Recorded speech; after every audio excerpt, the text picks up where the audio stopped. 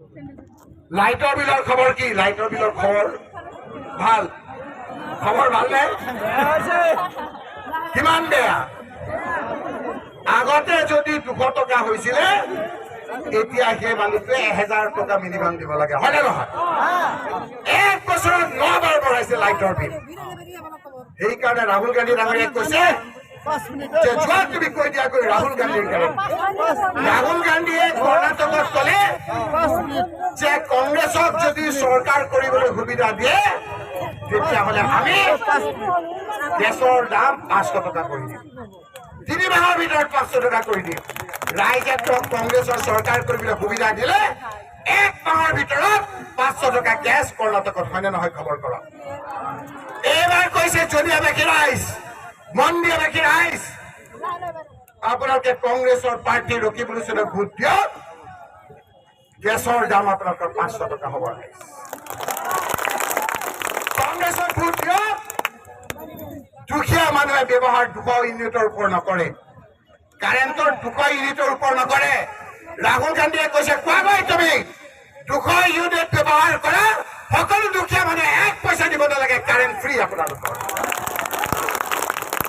অৰুণোদয় পাইছে? অৰুণোদয় নাই পোৱা। ৰাহুল গান্ধীয়ে কৈছে 1200 টকা দি আজিকালি ঘৰ নচলে। প্ৰিয়ংকা গান্ধী আহিছিল, পাইছে নহয়? মাহে 8500 টকা দিয়া হ'ব, 8500 টকা মহিলাসকলৰ একাউণ্টত। কথাখিনি বুজিলে?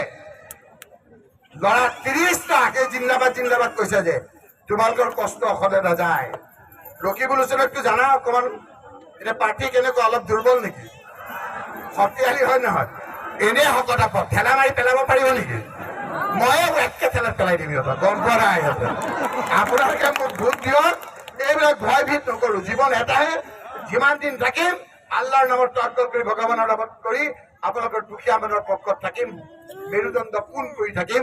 আজি অমুক ভাল, কালি তমুক ভাল নকৰো, এটা জেগাতে থাকিম, দুখীয়া লগতে থাকিম। গতিকে ৰাইজ,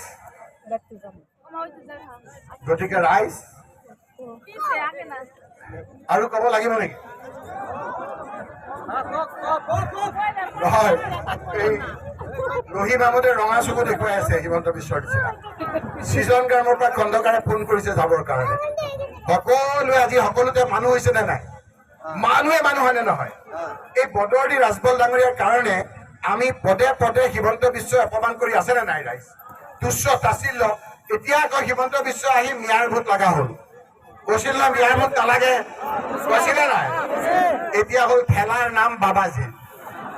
ৰকিবুলচন আহিছে, একে ঠেলা মাৰিছো, এতিয়া বাবাজী বাবাজী কৰি আছে। ৰাইজ কথাখিনি বুজিছে? দিন ভাল আমাৰ, অলপ ভালকে হাঁহিম। বহুত দিন খুব পাৰা এটা হাঁহি নোহোৱা এটা হৈছিল, হয় নহয়? আমি কৰ্ম কৰো কিন্তু হাঁহিব পৰা নাছিলো। এইবাৰ 7 তাৰিখ